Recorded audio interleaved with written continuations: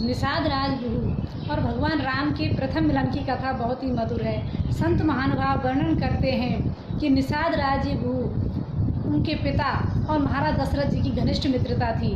महाराज दशरथ जी के पास में श्री अयोध्या जी में वे आया जाया करते थे। जब रामलला का जन्म हुआ तो वे वृद्धावस्था को प्राप्त हुए, लेकिन फिर भी वे प्रभु राम के दर्शन के लिए आते हैं और उनके रूप लावण्य पर मोहित हो जाते हैं। जब वे पुनः अपने घर जाते हैं तो वहाँ जाकर के प्रभु राम के उस रूप लावण्य का वर्णन करते हैं कि उनकी शोभा का जब वर्णन करते हैं तो उनके पुत्र जो गुहु हैं वे भी कहते हैं कि आप हमें भी राम जी के दर्शन के लिए लेकर चलिए। तो उन्होंने कहा कि ठीक है बेटा, मैं लेकर चलूँगा। ऐसे कहते कहते 5 वर्ष व्यतीत हो जाते हैं। आजकल करते करते जब 5 वर्ष व्यतीत हुए, इधर रामलला भी अयोध्या में गलियों में क्रीड़ा कर रहे हैं। और जब पिता ने कहा कि ठीक है गुरु, तुम अब जाकर के रामलला के दर्शन करके आ सकते हो।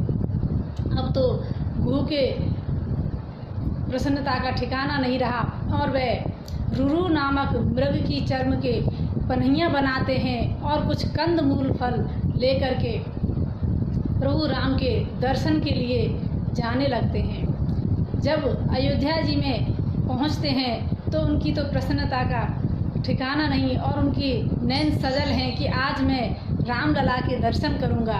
लेकिन वे विचार करते हैं कि इससे पहले मैं सरजू जी में स्नान कर लेता हूं। तो अपने जो सामान की पोटली है उसको किनारे पर रख करके वे श्री सरजू जी में स्नान के लिए प्रवेश कर जाते हैं। इतने में क्या होता है कि 4 बालक आते हैं और उस पोटली को खोलते हैं।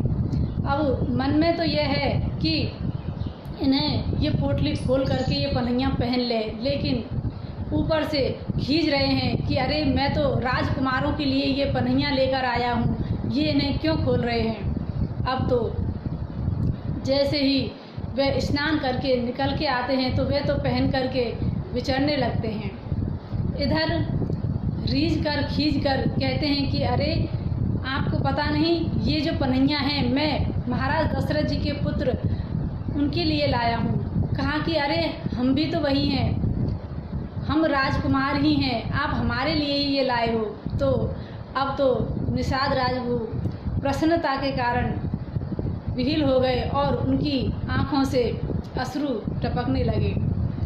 अब तो प्रभु की करुणा का विचार करके वे हृदय में बहुत ही आनंदित हैं।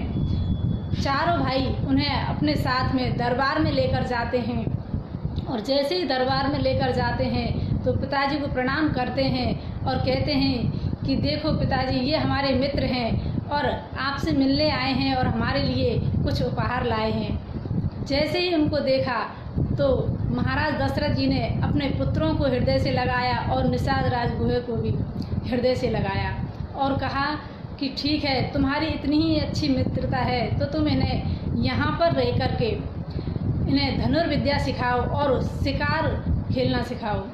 अब तो वे अयोध्या जी में ही रहने लगे और वे बहुत प्रसन्न हैं कि जैसे किसी रंक को भिखारी को पारसमणि मिल जाती है, ऐसे ही आज निषाद राज प्रसन्न हैं कि मुझे तो ये अमोल निधि बिना ही प्रयास के मिल गई है।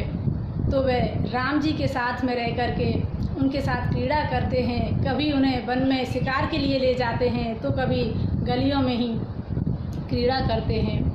इस प्रकार निषाद राजगुरु और भगवान राम के प्रथम मिलन की कथा है।